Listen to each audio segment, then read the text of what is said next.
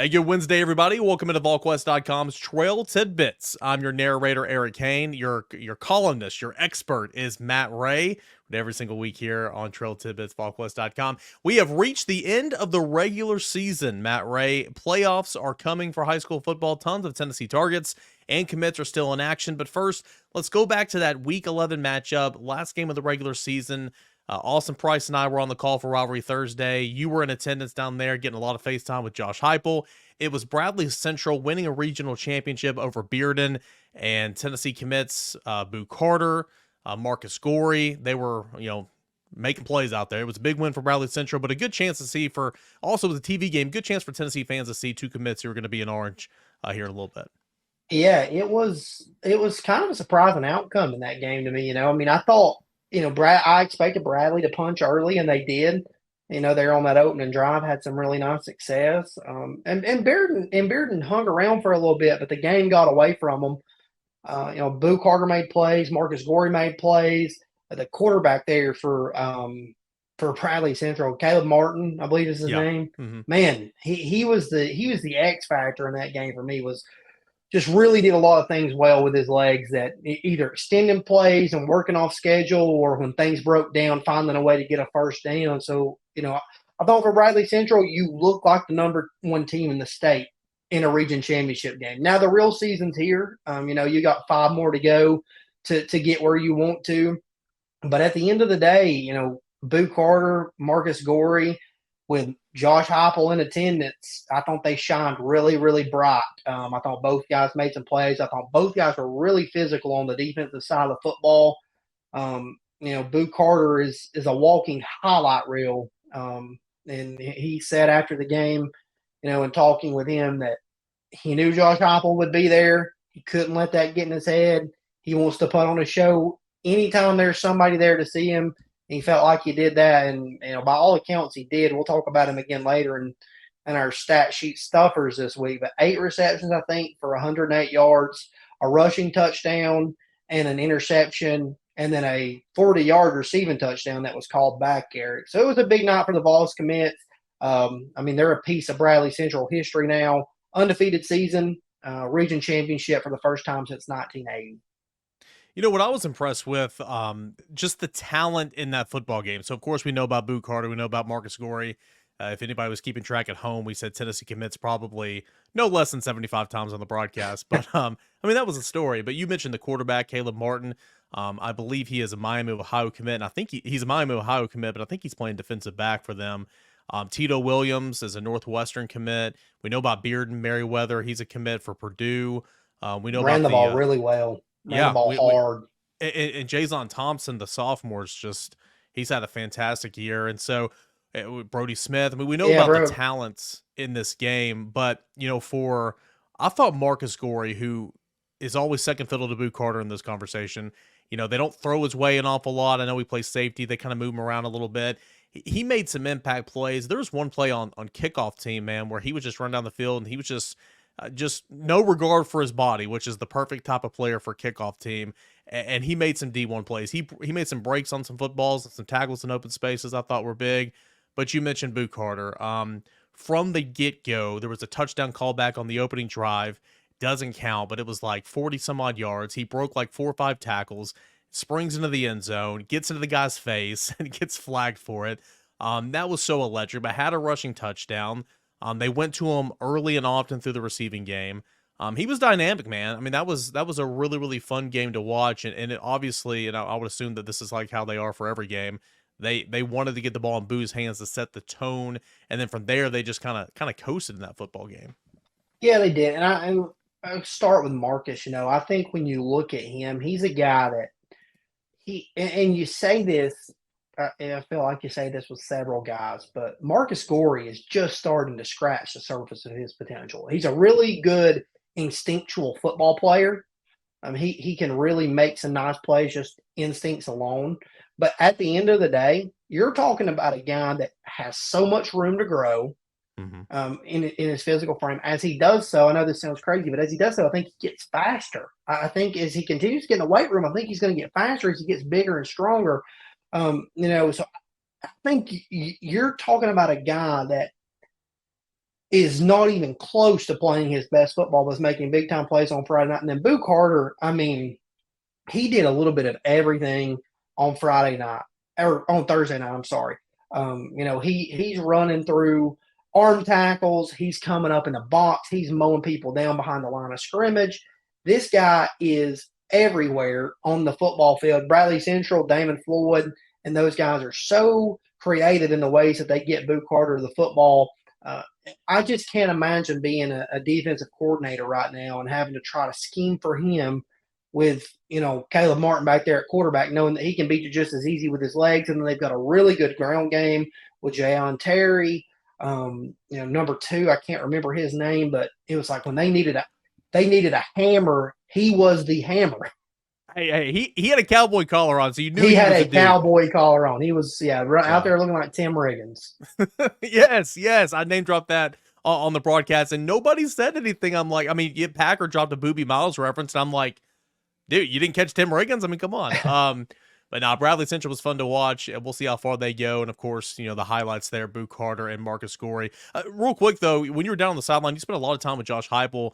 Did he mention anything about Boo, about Marcus when they made some plays that were kind of noteworthy and interesting? Yeah, I think it's just the physicality. Again, I think that's something Tennessee likes with both of those guys. I think they like the room to grow with Marcus Gorey again, just starting to tap into that potential a little bit. And I think with Boo Carter again, and we talked about this in the Monday night chat. I think we probably talked about it a million times on the board. It seems like already is Boo Carter really because every Thursday, Friday, Saturday, whenever they play, Boo Carter is doing something dynamic with the Yeah. football in his hands, right? So it's easy to ask. I think no matter what, he's going to be a returner at Tennessee for No matter sure. what, no matter And what, I if think he plays safety, like is the assumption, right? Maybe like what we're talking about with D Williams right now, maybe from the get go, you have some packages and personnel things, but maybe he'll play offense. But no matter what, in terms of trying to make a play with the ball in his hands, he's going to be a yeah, returner here at Tennessee. yeah, you're going to find a way to get the football in his hands as a returner. Now we'll see where they go. I mean, I wouldn't completely rule out the chance of him playing offense, but I think he probably lines up on the defensive side of the football first.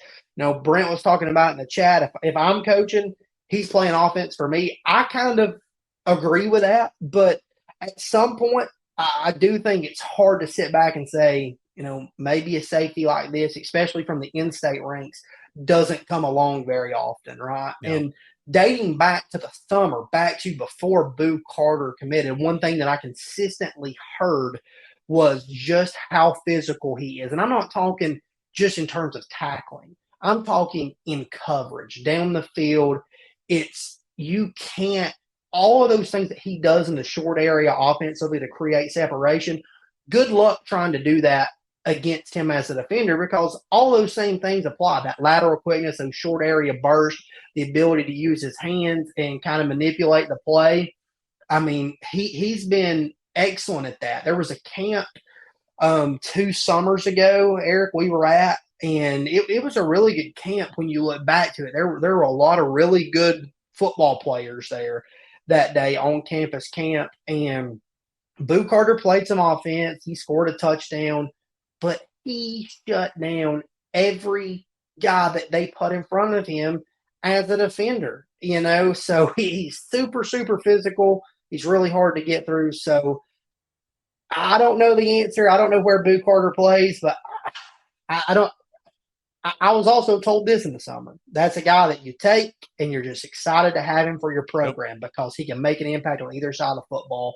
So, you have to trust his staff to figure it out. They've been really good with those evaluations. Yep, as we'll see in stat sheet stuffers here in a little bit. Really nice day receiving, had a rushing touchdown, had an interception. Boo Carter was all over the place. All right, let's shift gears now and let's go to just talking about the month of November. Not the biggest recruiting weekend coming up for UConn and homecoming, but the month of November is going to be huge. Okay, you got UConn, you're going on the road to Missouri, coming back for the Georgia game. We know how big that game's going to be. You've got Vanderbilt to finish out the regular season after that. And there's also some, commits elsewhere that Tennessee's still, hanging out with and trying to get back on campus as potential flip targets. Yeah, the month of November, I think, is a really big month. I do think Tennessee's still probably that team in chase position for Daniel Hill right now.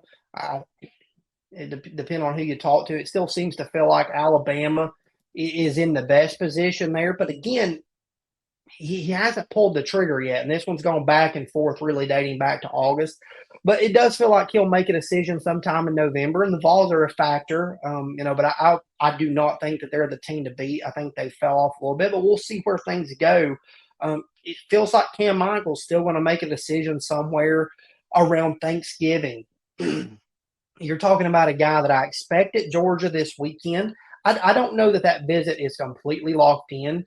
And talking to some folks throughout the last week, I think the Bulldogs have some ground to make up, and it starts with this visit. If it goes very well, then you can expect them to probably push pretty hard. But I think, they have some ground to make up. I think right now, the two teams that you hear the most about are Tennessee and Colorado.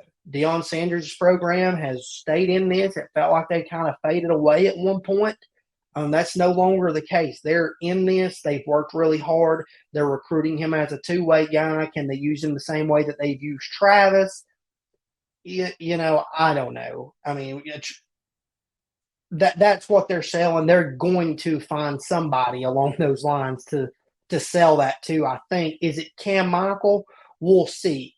They're battling for him. As of now, expect him back in town for the Georgia game, November 18th. We'll see where things go. We'll see if he makes a trip somewhere on November 11th. Colorado's working to get him in town that weekend. I think one of the biggest things maybe going for Colorado right now is they have his cousin committed, an edge out of Statesboro, a teammate, and they're leaning on that pretty hard. I don't think they're a bona fide package deal or anything like that, but I do think it's something that's working in their favor. It's keeping Colorado consistently in Cam Michael's mind. Now I feel like Texas A&M's probably fallen off just a little bit. But as far as guys committed elsewhere in the month of November, it could be big for Tennessee as they're working to get some guys to campus. I think they've got a good chance to get Kai Bates up here for the Georgia game as he continues to remain pretty open and things. The LSU commitment, has continued to be open to conversation with Tennessee. Florida State's remained involved there. We'll see if he makes it to Tallahassee at some point. But from everything I've gathered, he's continued to have pretty consistent positive dialogue with the Tennessee staff. So we'll see. I think that's a guy that, at one point in the summer, Tennessee had a lot of the momentum. LSU, that one went back and forth, and LSU ultimately ended up winning out. Amaris Williams, Florida commitment, a guy that's a top 125 prospect along the defensive line, told me earlier this week that he's planning to be in town, most likely for the Georgia game. He took an Ohio State official visit earlier in the month. The Buckeyes are certainly appear to be deep in this one now, and Florida's not going away either. We'll see who else Tennessee gets into town that is committed elsewhere. I think they would like to get Max LeBlanc here. I think there's a chance that happens, but it's hard to say. I thought there was a chance that could happen in September, and I thought there was a chance that could happen in October. So until he's on campus, we'll see.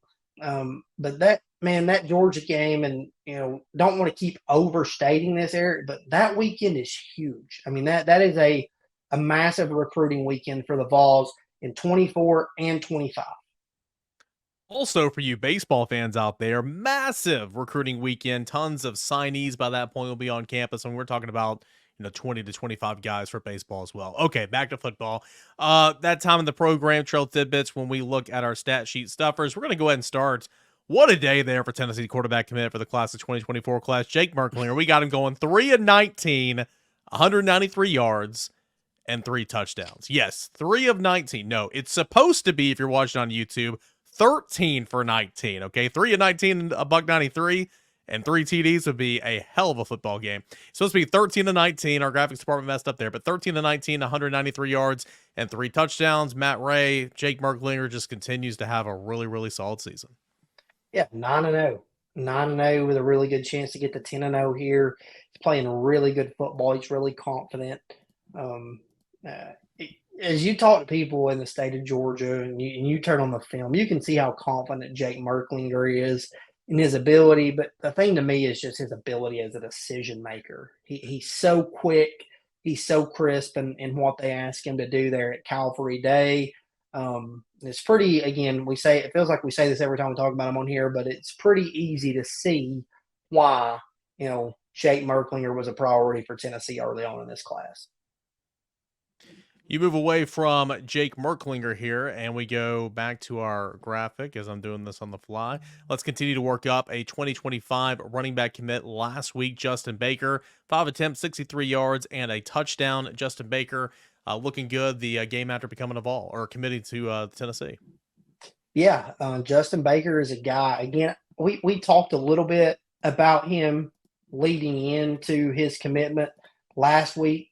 He had announced his decision shortly after Trail Tidbits released on Wednesday. But this is a guy that when you talk to folks at Tennessee, they love the player, they love the kid even more.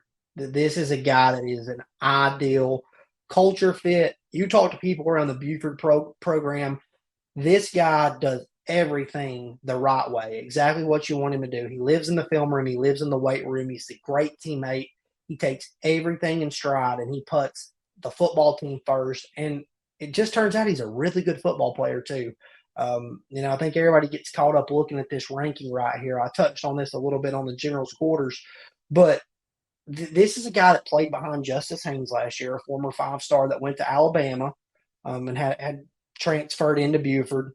So Justin Baker played linebacker and he played running back for Buford last year, and he got touches behind Justice Haynes. But man, Justin Baker was making plays all over the field last year. I saw him opening week at the Freedom Bowl at Milton High School, and he had a pick six right away. Housed it as that's how he kicked off his sophomore season. He made plays as a linebacker. He made plays for that Buford team down the stretch as a running back.